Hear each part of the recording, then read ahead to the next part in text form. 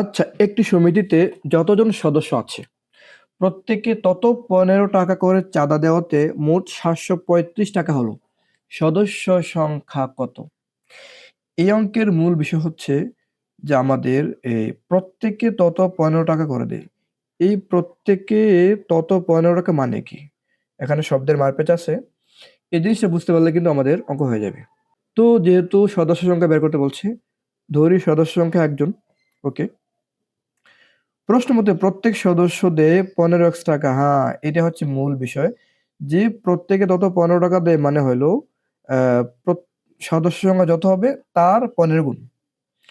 যদি আমি বলি বিপরীতক্রমে যদি বলতো যে প্রত্যেকে তত টাকা করে দেয়, যদি প্রত্যেকে তত 15 এই 15 শব্দ না থাকতো, এই 15 সংখ্যাটা না থাকতো, তাহলে আমরা লিখতাম প্রশ্ন মতে প্রত্যেক সদস্য দেয় x টাকা করে।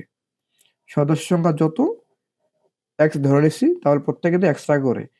কিন্তু যেহেতু বলছে প্রত্যেক সদস্য তত 15 টাকা দেয়, তত 15 টাকা মানে সদস্য সংখ্যা যত হবে মানে তত, মানে যত তার 15 গুণ। ঠিক আছে? তত 15 এর শব্দের অর্থ হচ্ছে ম্যাথমেটিক্সে গণিতে যে সদস্য সংখ্যা যত ধরা হবে তার 15 গুণ। সুতরাং প্রশ্ন মতো প্রত্যেক সদস্য দেয় 15x টাকা। এবার বাকিটা সহজ। সুতরাং মোট টাকা হলো কত? একজন সদস্য দেবে 15x টাকা। সুতরাং x জন সদস্য দেবে 15x গুণ x। তাহলে কত হবে? 15x square. কারণ x গুণ x, x স্কয়ার, আর এখানে হচ্ছে 15। প্রশ্ন মতো এই 15x স্কয়ার হচ্ছে 735। তো আমরা 15 কে ওইদিকে নিয়ে যাই। তো x স্কয়ার সমান 735 ভাগ 15, 49। এবার অভিমুখকে যদি আমরা স্কয়ার রুট করি মানে বর্গমূল করি, 7 মানে 7। তাহলে আমাদের এই অঙ্কের উত্তর হচ্ছে 7।